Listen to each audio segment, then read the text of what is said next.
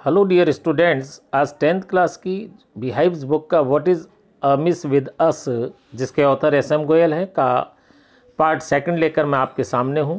आइए सबसे पहले देखते हैं इसकी वर्ड मीनिंग्स।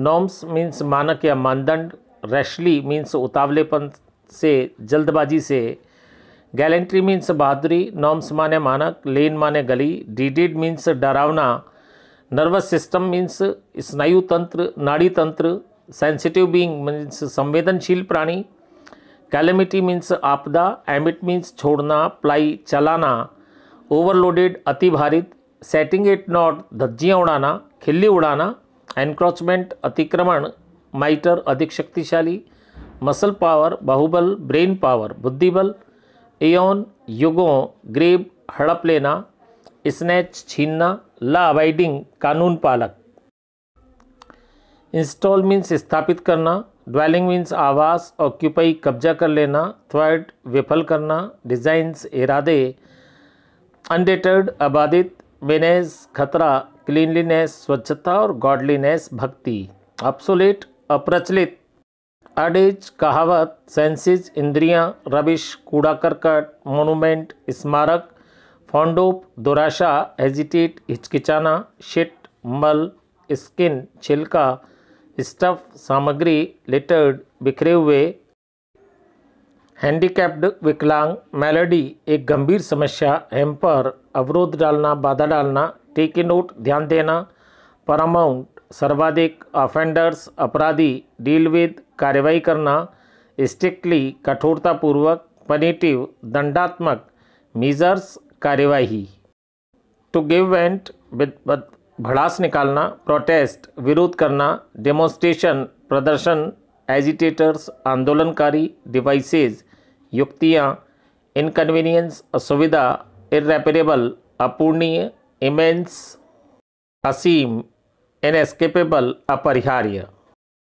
प्रोविजंस खाने पीने की सामग्री, बोदर्स परवाह करता है, लेजिटिमेट न्यायसंगत, वंडरस्ट्रक चकित, आर स्पॉन्सर्ड प्रायोजित किए जाते हैं, वायलेंट हिंसक, इनिशियल प्रारंभिक, अल्टरनेटिवली वैकल्पिक रूप से, सिग्निफिकेंस महत्व, सेटराइट सुधारना, नॉकआउट खटखटाना।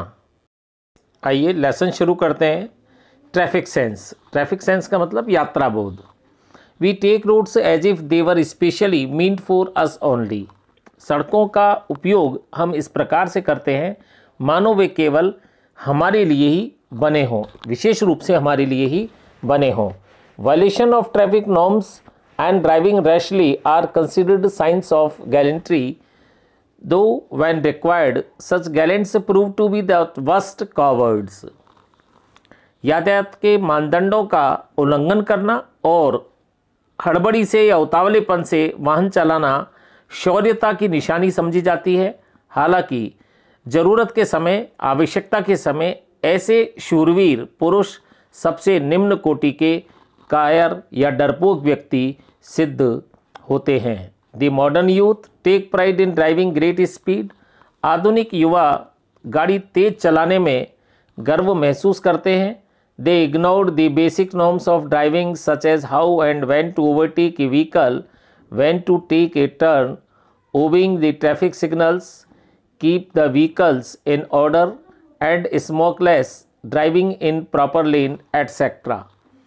वे वाहन चालन के आधारभूत मानकों जैसे कब और कैसे किसी अन्य वाहन से आगे निकलें, कब मुड़ें, यातायात के संकेतों का पालन करें, वाहन को उचित स्थिति में तथा धुआं रहित रहें, उचित मार्ग पर चलें आदि की उपेक्षा करते हैं। The result is danger to life. परिणाम स्वरूप जीवन को खतरा। It affects them as also the others moving around. यह उनके साथ साथ आसपास चल रहे लोगों को भी प्रभावित करता है। In fact the movement on roads has become so डिडेड and unsafe that effect the nervous system of many a sensitive being. वास्तव में सड़कों पर आवागमन इतना भयावह और असुरक्षित हो गया है कि यह बहुत से संवेदनशील लोगों के नाड़ी तंत्र को प्रभावित करता है। God knows what calamity may happen the next moment. ईश्वर जानता है, भगवान जानता है कि अगली पल कौन सी विपदा आ पड़े। The pity is there is no control on any such thing. दुख की बात यह है कि इस तरह की चीज़ें पर बिल्कुल नियंत्रण नहीं है। Most of the vehicles emit smoke to make the surroundings unfit for living being.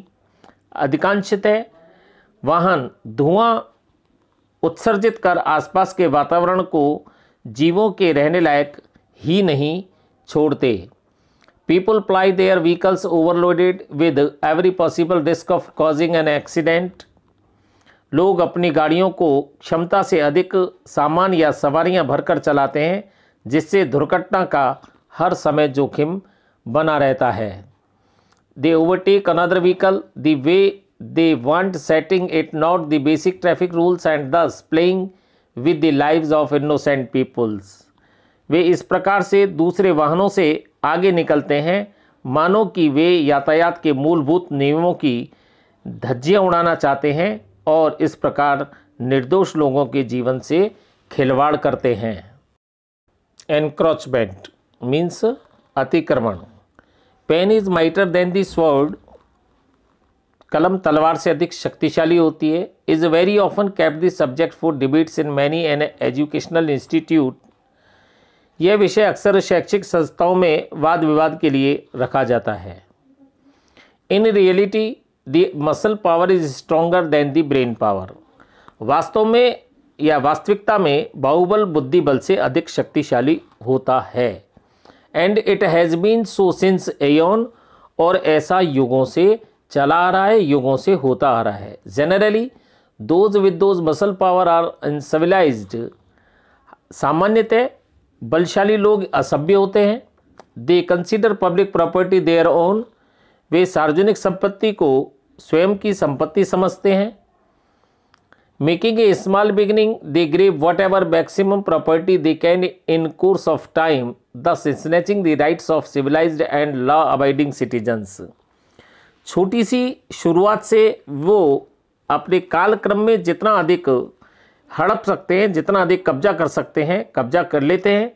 इस प्रकार वे सभ्य और कानून पालन करने वाले नागरिकों के अधिकारों को छीन लेते हैं। The footpaths on both sides of the road become their property where they may sleep, install their shops और मेक देयर ड्वेलिंग। सड़क के दोनों ओर बने फुटपाथ उनकी संपत्ति बन जाती है, जिस पर वो सो सकते हैं, दुकान लगा सकते हैं या अपना आवास बना सकते हैं। In the name of religion they may occupy certain area even on the main road to meet their selfish end. धर्म के नाम पर अपने निजी उद्देश्यों की पूर्ति के लिए मुख्य सड़क के कुछ हिस्सों पर भी वे कब्जा कर लेते हैं। Some people try to encroach upon the public property after constructing house shops on their purchased piece of land by way of putting stairs, of laying gardens or making sitting arrangement outside their marked boundary. कुछ लोग अपनी खरीदी हुई ज़मीन यानी ज़मीन पर घर, दुकान इत्यादि बनाने के बाद अपनी निर्धारित चार दीवारी के बाद सीढ़ियाँ बनाकर, बगीचा लगाकर या बैठने की व्यवस्था कर सार्वजनिक संपत्ति पर अतिक्रमण करने की कोशिश करते हैं। Who is there to check the thwart their designs. कौन है जो उनके इरादों को विफल कर सके? नन, कोई नहीं। A small beginning made undeterred grows into a big menace to all other except to those doing so. अर्थात एक छोटी सी अबाधित शुरुआत ऐसे कार्यों में लिप्त व्यक्तियों को छोड़कर अन्य सब के लिए कष्टदायी बन जाती है, खतरा बन जाती है। क्लीनलीनेस यानी स्वच्छता। Cleanliness is next to godliness. सफाई ही सबसे बड़ा धर्म है। That seems to remain an obsolete adage now. यह अब एक अप्रचलित कहावत बनकर रह गई है। We are so used to uncleanliness that it does not seem to affect our senses, leave aside annoying us. हम गंदगी के इतने अभ्यस्त हो चुके हैं कि इससे परेशान होने की बात तो दूर, ये हमारी इंद्रियों पर भी दुष्प्रभाव डालती हुई प्रतीत नहीं होती। We throw the rubbish and waste materials wherever we like, may be roads, public transport, educational institutions, historical monuments, government building, and do not spare even holy places of worship। हम जहाँ चाहे कूड़ा करकट अवशिष्ट पदार्थ फेंक देते हैं, चाहे वे सड़क हों, सार्वजनिक यातायात के साधन हों, शैक्षिक संस्थान हों, ऐतिहासिक इमारत हों, सरकारी इमारत हों, और यहाँ तक कि पवित्र पूजा स्थलों को भी हम नहीं छोड़ते। In our fond of our keeping home clean, we do not hesitate in making our neighbours home unclean. हम अपने घर को स्वच्छ रखने की दुराशा में हम अपने पड़ोसी के घर को गंदा करने में भी नहीं हिचकिचाते। The rubbish may be dirt of the house, shit of the children, skin of the vegetables, fruits और एनी अदर वेस्ट सिस्टम। कूड़ा चाहे घर की गंदगी हो, बच्चों के मलमूत्र हों, फलों सब्जियों के छिलके हों या अन्य कोई अवशिष्ट पदार्थ। The skin of the banana is seen littered on public roads, which leads to making many normal beings physically handicapped। केले का छिलका सार्वजनिक रास्तों पर पड़ा हुआ देखा जाता है, जो कई सामान्य लोगों को शारीरिक रूप से विकलांग बनाने का कारण बनता है। Added to this malady is the free movement of stray animals who spoil the roads, houses, public places and hamper traffic। इस पर आवारा पशुओं के स्वतंत्र विचरण से जो सड़कों, घरों, सार्वजनिक स्थलों को गंदा करते हैं और यातायात में बाधा उत्पन्न करते हैं। They also cause serious accident. उनके कारण भी गंभीर दुर्घटनाएं होती हैं। We have become so immune against these ills that nobody sees to take a note of these.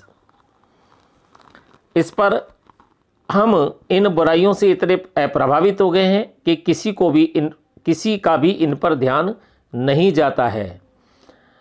Even some African countries, not to talk of the advance countries, when shown on the TV seem cleaner than ours. विकसित देशों की बात तो छोड़ दीजिए, यहाँ तक कि कुछ अफ्रीकी देश टेलीविज़न पर दिखाए जाते समय हमारे देश से अधिक साफ सुथरे दिखाई पड़ते हैं या साफ सुथरे प्रतीत होते हैं। We must understand that cleanliness is a paramount importance and the offenders should be dealt with strictly with punitive measures. हमें इस बात को समझना होगा कि स्वच्छता सर्वाधिक महत्वपूर्ण है और अपराधियों या गंदगी फैलाने वालों के विरुद्ध हमें कठोर दंडात्मक कार्रवाई करनी चाहिए। धरना बंद, रेल रोको। The easiest way to give vent to our protest is to stage a धरना और a call for a बंद और a रेल रोको डेमोन्स्ट्रेशन।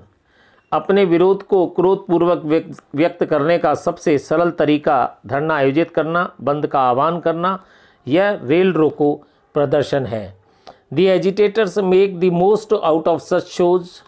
जो आंदोलनकारी होते हैं ऐसे प्रदर्शनों का पूरा फ़ायदा उठाते हैं। These devices besides causing inconvenience नहीं sometimes irreparable damage of to individuals cause immense loss to the nation. ये युक्तियाँ ये साधन असुविधाएं उत्पन्न करने के अलावा कभी कभी न केवल व्यक्तियों को अपूर्णीय क्षति पहुँचाती है बल्कि राष्ट्र को भी नुकसान पहुँचाती है। Imagine someone is seriously sick, another has an inescapable appointment and still another has no provisions at home। कल्पना कीजिए कि कोई गंभीर रूप से बीमार हो, किसी को अपरिहार्य मुलाकात के लिए जाना हो, किसी के घर पर खाने पीने का सामान ही ना हो। Who bothers for others legitimate needs। कोई भी व्यक्ति इन दूसरों की ज़रूरतों की परवाह कब करता है। One remains wonder-struck to see that sometimes such bunds are sponsored even by responsible person। कभी कभी तो ये बंद के आह्वान जिम्मेदार लोगों के द्वारा आयोजित किए जाते हैं। ये कोई भी व्यक्ति ये देखकर चकित हो जाता है। Occasionally these demonstrations become violent, causing further loss to the national property and human life. यदा कदा ऐसे प्रदर्शन हिंसक हो जाते हैं जिससे राष्ट्रीय संपत्ति और मानव जीवन को बहुत अधिक नुकसान पहुंचता है। Can't we think of a suitable device for expressing our protest without causing inconvenience to others and loss to the nation? क्या हम अपना विरोध जताने का कोई अन्य उपयुक्त तरीका नहीं ढूंढ सकते जिससे दूसरों को कोई असुविधा न हो और न ही राष्ट्र को नुकसान पहुंचे? In Japan the workers of a shoe factory wanted to demonstrate their protest. जापान में एक जूता कंपनी के कर्मचारियों को अपना विरोध प्रदर्शन करना था। They made shoes of different sizes of right foot only. उन्होंने सिर्फ दाएं पैर के विभिन्न आकार के जूते बनाए। When the dispute was settled, they made shoes of left foot, thus completing pairs. जब विवाद शांत हो गया तब उन्होंने बाएं पैर के जूते बना दिए। इस प्रकार जोड़ी पूरी हो गई। It caused inconvenience to none and the initial loss to the owners was made good a little later. इससे किसी को भी असुविधा नहीं हुई और कुछ समय बाद मालिकों के आरंभिक नुकसान की भरपाई भी हो गई। Alternatively, the protester may follow the path of satyagraha or hunger strike shown by Mahatma Gandhi, as they would then put only themselves to inconvenience for their cause. वैकल्पिक रूप से प्रदर्शनकारी महात्मा गांधी द्वारा दिखाए गए सत्याग्रह या भूख हड़ताल का रास्ता अपना सकते हैं, क्योंकि इससे उनके उद्देश्य के लिए सिर्फ उन्हीं लोगों को असुविधा होगी। All these minor issues are of a major significance. ये सभी गौण विषय बड़े महत्व के हैं। If things are these are set right, progress, prosperity and pleasure will knock at your doors. यदि इस प्रकार की बातों को ठीक कर लिया जाए तो प्रगति, समृद्धि और प्रसन्नता हमारे द्वार पर दस्तक देगी। Second part of this lesson, second part and last part of this lesson has been complete. See you in next video with another lesson. Bye. इस लेसन के साथ में कुछ क्वेश्चन आंसर दिए हुए हैं, इनको अपनी कॉपी में नोट डाउन करें और इनको लर्न करें।